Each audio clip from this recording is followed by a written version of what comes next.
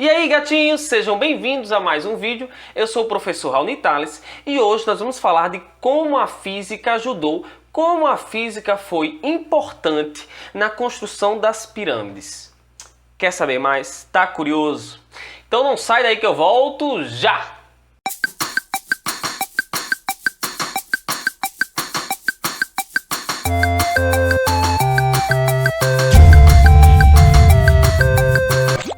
Então, galera, construídas há mais de 4.500 anos, até hoje não se pode negar a imponência das pirâmides do Egito. A Grande Pirâmide de Gizé é inclusive considerada uma das 7 maravilhas do mundo antigo. Segundo alguns arqueologistas afirmam, ela teria sido construída há pelo menos 2.560 anos antes de Cristo. No entanto, mesmo após todo esse tempo, a forma como elas foram construídas ainda é um mistério para a humanidade. Principalmente se considerarmos que os blocos de pedras tinham tinham em média 2,5 toneladas, mas alguns podiam chegar até 80 toneladas. Entre tantos mistérios, existem alguns estudos físicos e científicos que podem nos ajudar a entender um pouco tudo isso. Porém, há quem acredite que as pirâmides foram construídas por seres extraterrestres.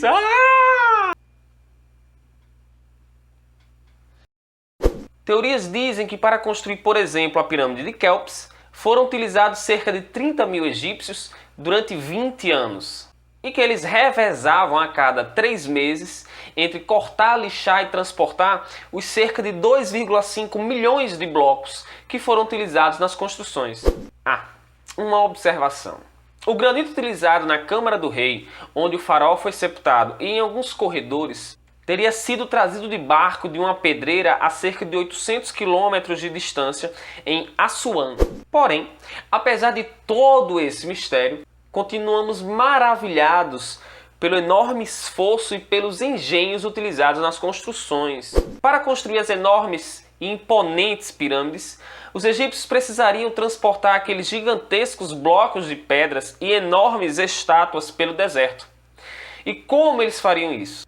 Acredita-se que eles transportavam esses blocos e essas estátuas através de trenós de madeiras puxado pelos desertos.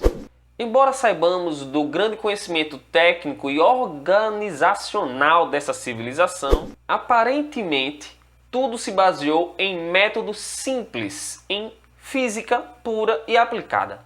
No vídeo a seguir das tecnologias esquecidas, nosso colega vai mostrar como é simples e fácil mover grandes blocos de pedra.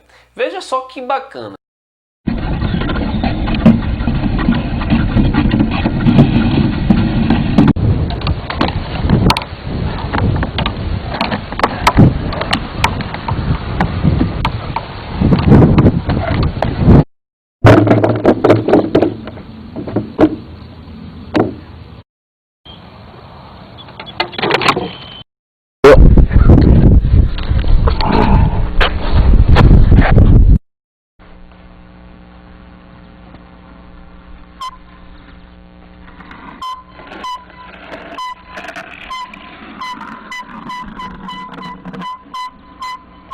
Segundo o pesquisador Holding, enquanto a primeira base da pirâmide de Quéops teria sido construída com uma rampa, as duas outras bases teriam tido a ajuda de rampas internas em formatos de espiral, e que para levantar os blocos mais pesados, os egípcios utilizavam um tipo de alavanca, como um elevador simples. Especialistas em física da Fundação para Investigação Fundamental sobre a Matéria de Amsterdã disseram ter descoberto um truque simples e efetivo que pode ter sido utilizado pelos egípcios para facilitar a passagem dos trenós com as pedras pelo deserto. Eles umidificariam a areia pela qual os trenós deslizariam. Segundo os cientistas, ao usar a quantidade certa de água, eles reduziriam na metade a quantidade de homens, ou seja, o esforço físico necessário para puxar aqueles blocos. Segue a fala deles. Mostramos experimentalmente que o atrito deslizante na areia é bastante reduzido pela adição de um pouco de água, mas não em excesso. A formação de pontes capilares de água aumenta o módulo de cisalhamento da areia, o que facilita o deslizamento.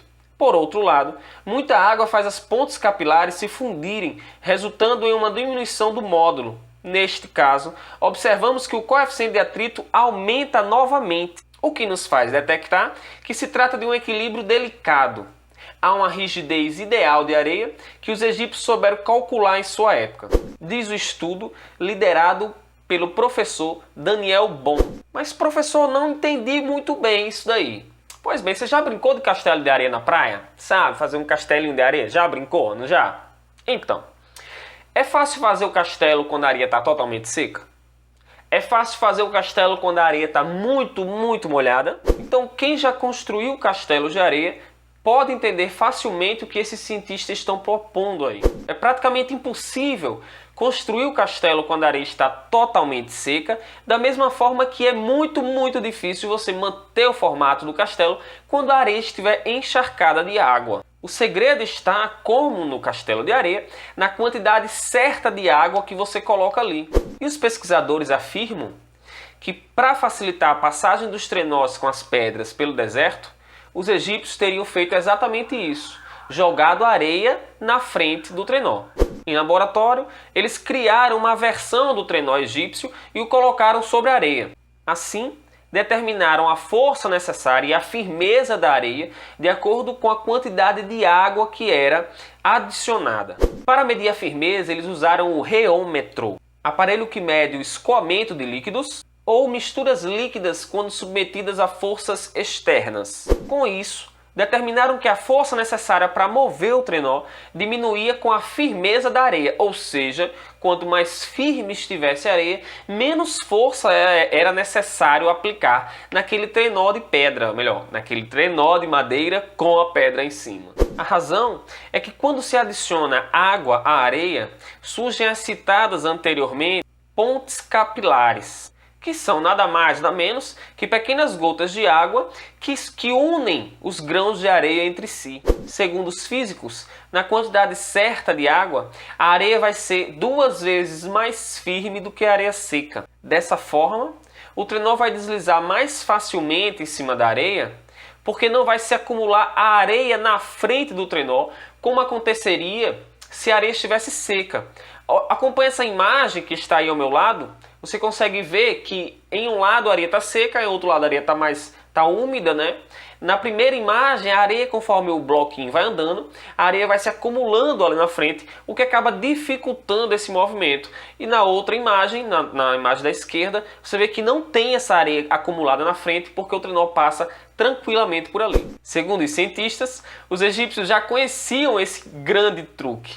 Eles baseiam essa informação, essa afirmação, nas paredes de uma das tumbas de Djeru-Tihotep, governante de uma das regiões do Alto Egito, entre 1914 e 1852 a.C., aproximadamente nesse período. Como podem ver na imagem, mostra claramente uma pessoa na frente do trenó jogando água. O que mais impressionou Boom foi o tempo que os cientistas atuais demoraram para entender isso, ou para encontrar esse segredo misterioso. Afinal, segundo ele, estava na cara de todo mundo e ninguém tinha visto ainda. Mas por que ninguém tinha reparado nisso, professor? Porque, de acordo com alguns estudiosos, isso era dado como um ritual de purificação e não como uma forma de locomoção. Olha que bacana, né? Segundo os pesquisadores, esses resultados também são importantes para algumas aplicações modernas. Até hoje não se entende completamente o comportamento físico dos materiais granulares, mesmo dos mais comuns como areia, carvão, asfalto e concreto. Os cientistas acreditam que esse descobrimento pode ser útil para otimizar o transporte e o processo desses materiais, que atualmente consomem cerca de 10% da energia mundial. Além dessa, tem também uma outra técnica que foi apresentada por um outro grupo de cientistas. Lembrando que uma não impede a outra, podemos ter as duas trabalhando, pode ser que as duas tenham trabalhado juntas, pode ser que essa segunda técnica que eu vou dizer agora possa nem ter sido utilizada, mas também é bacana falar para a gente ficar sabendo de possíveis formas de mover esses blocos. Vale lembrar que os grandes blocos que vinham de grandes distâncias, eles vinham de barco, né?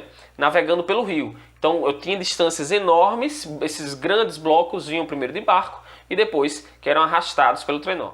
Então um grupo de físicos da Universidade de Indiana teria sugerido essa segunda forma de locomoção. E segundo eles, os blocos eram rolados. Se vocês viram no vídeo lá em cima, se vocês prestaram bem, uma das técnicas utilizadas, o cara sai rolando os blocos de uma forma simples, né?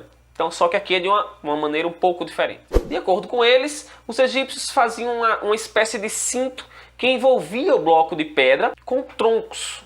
E isso transformava cada quadrado em um dodecágono. E dessa forma, seria muito mais fácil transportar os blocos sobre a madeira. O grupo fez um teste com um bloco em escala de 40 centímetros e mais ou menos 30 quilogramas. As hastes de madeiras foram fixadas e depois ligadas ao topo, conforme mostra essa imagem que vocês estão vendo aqui. De acordo com as medições, utilizando essa cinta, a força necessária para movê-los seria de apenas 0,15 vezes o peso desses blocos. Então é uma diminuição considerável e muito bacana. Com isso eles puderam concluir que com apenas 50 homens seria possível puxar um bloco de 2,5 toneladas com a velocidade média de 0,5 metros por segundo. É muita coisa. E caso levássemos para um tamanho real, as madeiras utilizadas poderiam ser utilizadas as que formavam os mastros dos navios e que tinham mais ou menos 30 centímetros de diâmetro. Então daria para utilizar, de acordo com os cálculos, essas madeiras dos mastros do navio. Pois bem, e aí, será que finalmente o mistério chegou ao fim? Então, galera, era isso que tínhamos para falar hoje. Espero que vocês tenham gostado. Se gostou, deixa o joinha, compartilha com os teus amigos essa nossa ideia, né, esse nosso vídeo. Se inscreve no canal e ativa o sininho, que sempre que eu postar vai estar chegando coisa nova para vocês. Daqui a pouco vou postar também um vídeo ainda do Egito Antigo, explicando uma coisinha bem curiosa, bem bacana. Assiste, não perde, que também está muito legal. Valeu e até a próxima!